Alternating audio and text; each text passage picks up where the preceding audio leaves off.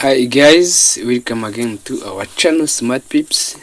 Uyu munsi twiyemeje kwerekana uburyo bwiza bwo kuba wakoresha trading view uri gusoma chat yawe iyo ari yo yose, yaba payer runaka yaba cryptocurrency. Ndabibutsa ko trading view byose ibasha kubyafodinga, so usabwa rero kuba ufite trading view muri telefone yawe. Impamvu nshatse gutanga iri somo ryo gusoma chat ukoresheje telefone, nibutse ko hari igihe ushobora kuba waba uri mu kazi, ushobora kuba waba wagiye mu rugendo, ushobora kuba waba wagiye mu bukwe, ariko ntibikubuze gukurikirana amakuru y'isoko. Nubwo utatradinga, ariko uba uri gukurikirana amakuru y'isoko. Ufite smartphone yawe mu nzira, ufite smartphone yawe mu modoka, smartphone yawe mu bukwe, ahantu waba yibere hose, bikagusaba ko uri gukurikirana amakuru y'uko chat y'isoko ukunda gutradinga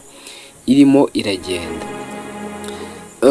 Ibyo rero byatumye mfata umwanzuro wo kuvuga nti reka nereke abatrader uburyo ushobora gukoresha uri gusoma chat y'isoko bworoshye kandi bwiza, bikagufasha kugenda ukomeza kumenya amakuru ya market mu gihe cyose, aho waba uri hose, igihe cyose waba ubishakiye.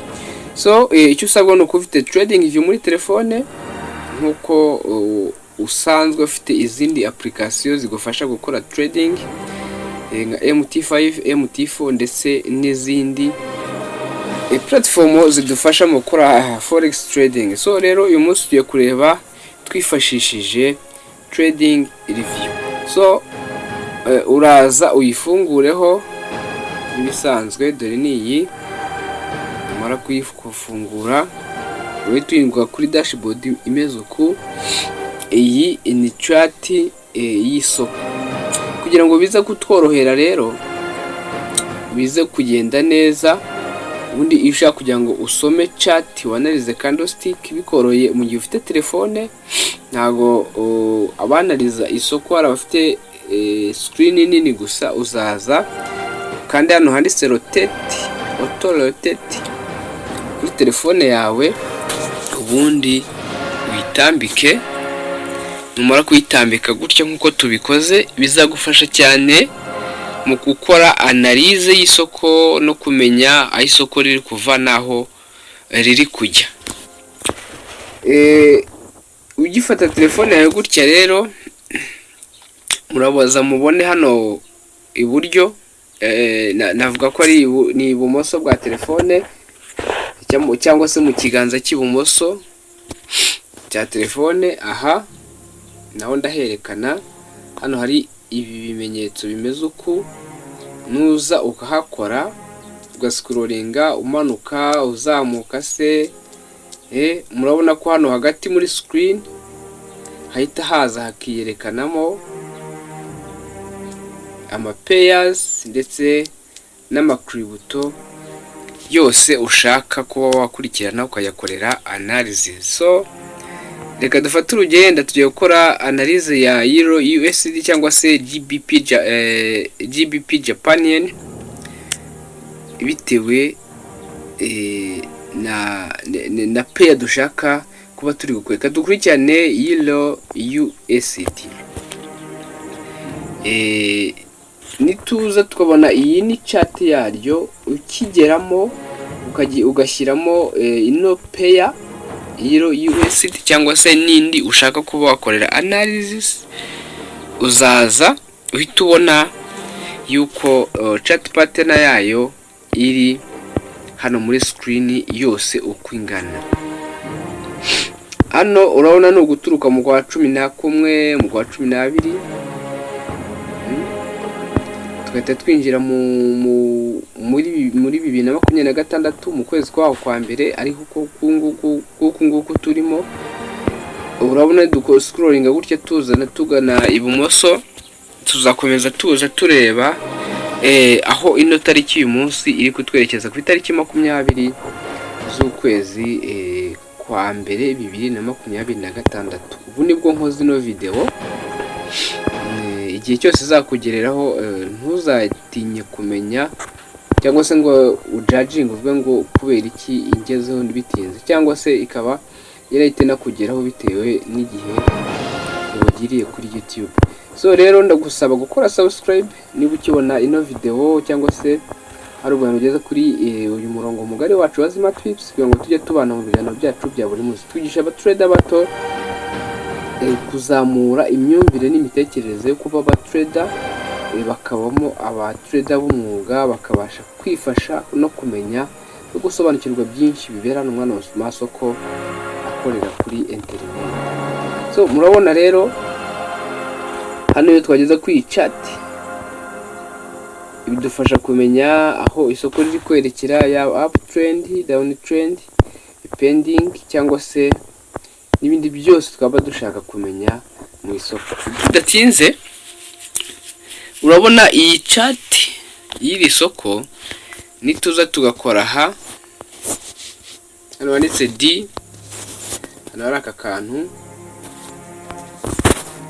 tugakoraho gutya, bizadufasha kuza kureba ama time frame, difference time frame, kugira ngo tubashe kureba isoko muri difference time frame. Scrolling gutya tuzamuka tuzareba hano 1am, 2am, 3am, 5am, 10am, 15am ndetse 13am, gukomeza kuzamuka kugeza ku isaha 1, 2, 3, 4 ndetse n'umunsi nkaho twari turi. Nituza twanaliza isoko turebere muri 1 time frame, tuzabona candlestick zacu zimeze uku. Nitubona candlestick zacu zimeze uku, uzaza ukore hano, ngiye kukwereka akantu kane kugira ngo bizakore. Uzaza uzi hano kwi parity cyangwa se aka gace gutya, uscrolling uzamuka kugira ngo ubashe kwitegereza neza chat y'isoko ya Yellow USD, kuko ariyo twafasheho urugero turimo turareading. Aka kanya ndabutsa ko intego y'umunsi y'isomo ni ukuba wa reading cyangwa se wasoma chat y'isoko mu gihe ufite smartphone gusa, bitewe naho uri.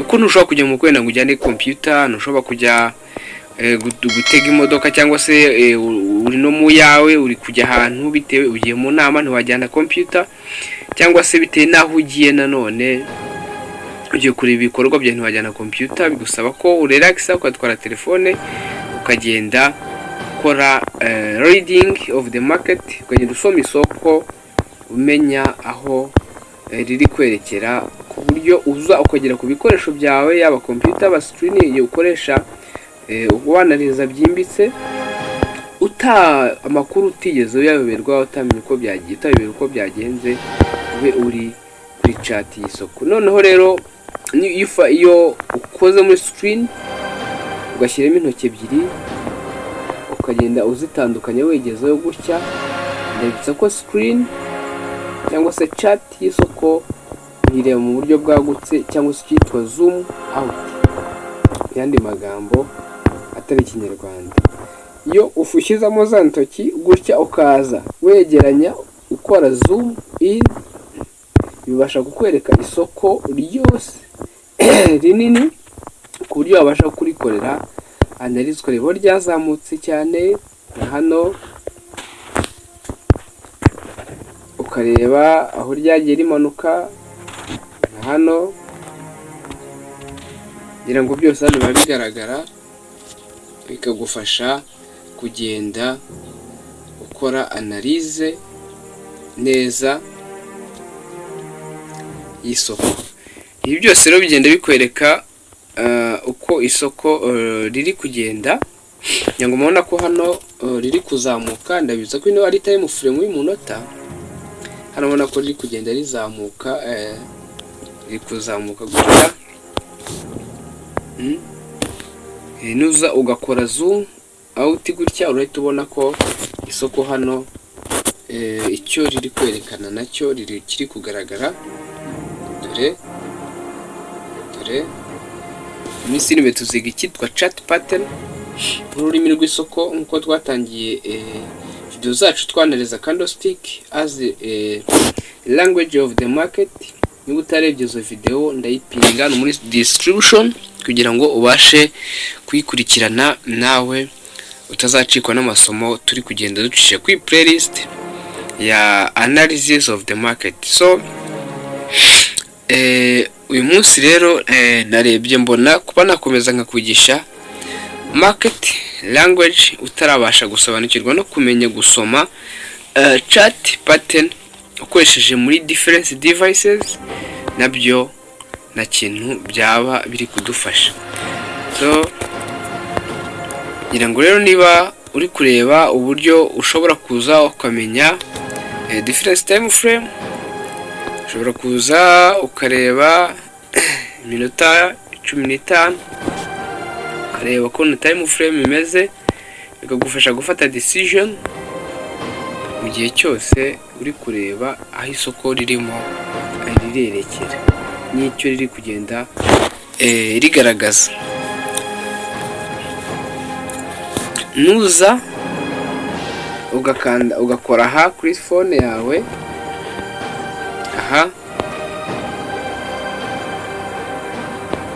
hano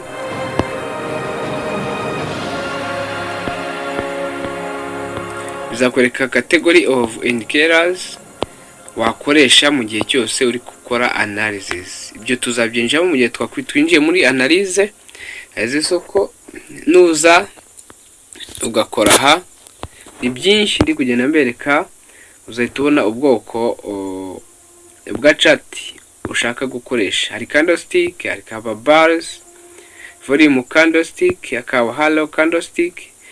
Ubu dushizemo halo candlestick, mubona ko ikitwa halo ubundi mu kinyarwanda cyumvikana neza. Halo ni empty cyangwa se ubusa, ni candlestick igaragazamo umwenge, mu yandi magambo igaragazamo umwanya. Ubona nk'izi candlestick ziri kugenda zikwereka ko zimwe ari ibara ritukura, izindi ari ibara riri empty ririmo ubusa. Iyo ni ubwoko bwa halo candlestick. Nuzo ukareba hano kuri bar chart. Bar chart nyanga abantu mwize secondaire murabizi, ari chart ya bar chart ikwereka ikitwa yakoreshwaga bakoresha banariza bareba amadatas. So nuza ukareba hano volume candlestick,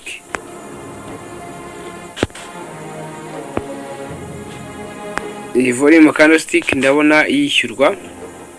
Nureba line chart nayo ni gutya izaza imeze, ukareba ngo isoko riri kumanuka riri kuzamuka, byose muri biri kugaragara no kuri line chart. So twebwe uko twamenyera gukoresha rero ari abantu benshi bazi ni candlestick isanzwe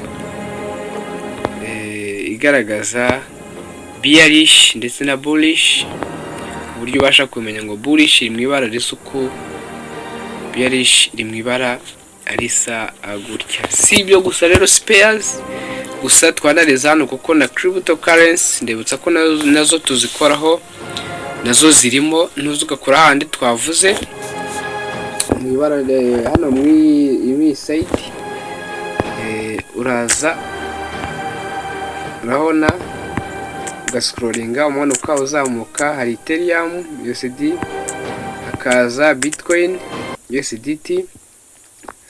Izi zose ni pair za cryptocurrencies zigiye zitandukanye. Hari gold, hakaza n'ama commodities, Tesla, Apples, ibintu byose hano kuri trading view biroroha iyo uri gukora analyze. Ndabibutsa akantu k'ingenzi, hari umuntu wambwiye ngo kuki mbona hari ababroka badakoresha trading view mu gihe nifuza gukoresha ndi umubroka runaka. Nk'ubushize nakoze video yerekana uburyo afungura account ku mubroka ukora hano mu Rwanda, ndetse unakoresha mobile money witwa Tempra FX. Uyu mubroka sorry ndwaye amagripe ariko muri hangana nta gakoresha trading view.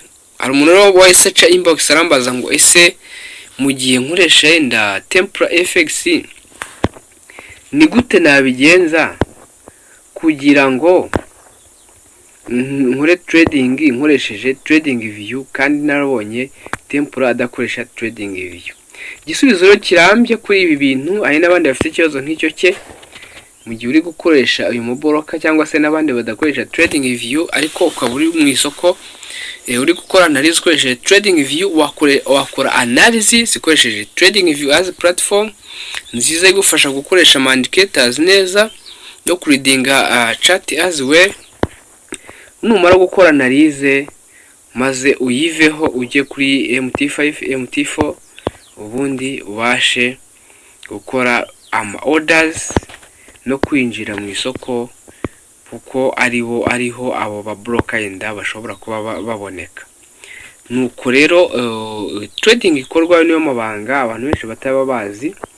Ukoresha trading view, ukoresha analyze isoko, then ukayituvaho ukajya kuri MT4 ndetse na MT5 ugakora analysis neza.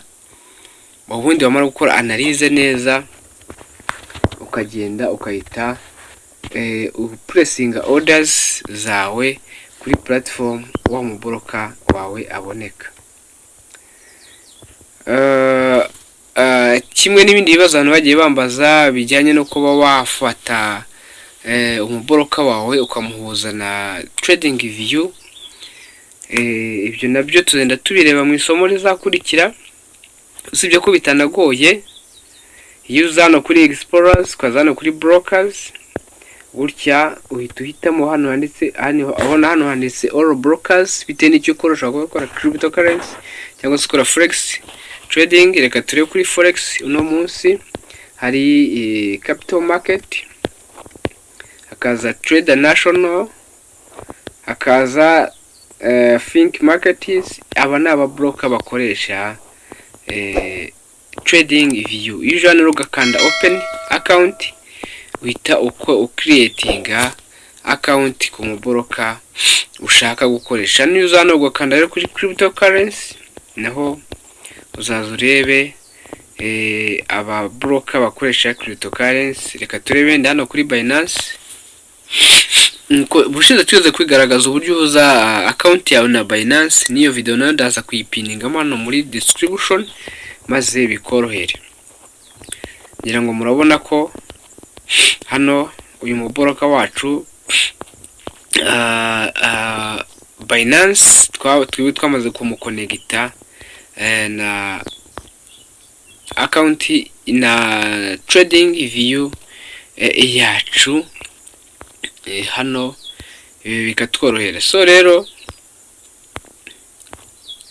nawe kugira ngo uhuze broker wawe na trading view kugira ngo ujye ubasha gutradinga abikoroheye. Niba bidakunda nakwibutsaga ko ugomba kujya ukoresha analyze kuri pair trading hano kuri trading view, ukazana kuri chart nk'ibisanzwe ugakora analyze, ukazukora zoom in, ugakora zoom out, ukareba candlestick, ukareba market trend n'ibindi byose nkuko market analysis zikorwa.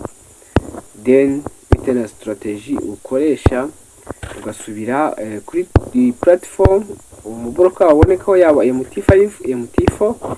Iyo umuntu agakoresha MT5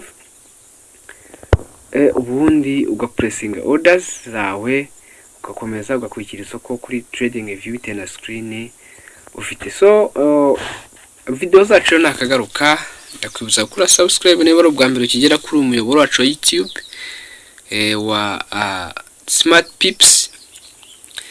Njyewe mukomeje kubana ni Ishimwe Dan, niko nitwa Ishimwe Dan niyo mazina yanjye. Tukajya dukomeza kubana rero muri ibi biganiro ndetse n'amasomo tugenda tunyuza kuri Smart Pips Limited YouTube channel ndetse no kuri TikTok niko twitwa, kugira ngo tujye tubana buri munsi umenye amakuru ibyo ducishaho, yaba signal ndetse n'izindi market analysis tugenda dukora tukazi posting. So kwiga hano ni ubuntu, icyo usabwa no kuza ukicara ugategereza ukareba amasomo ajyaho. Niba gukora ku nzogera rero, niba wakunze iyi video wisharinge kandi comment zirakenewe kuko akenshi video nkora zigenda zisubiza ama comment abantu baba bakomentinze. Mugire ibihe byiza rero, we twabanye kuva mu ntangiriro y'iyi video tukaba tugeze mu musozo. Ndabakunda kandi Imana ibarinde. Bye bye.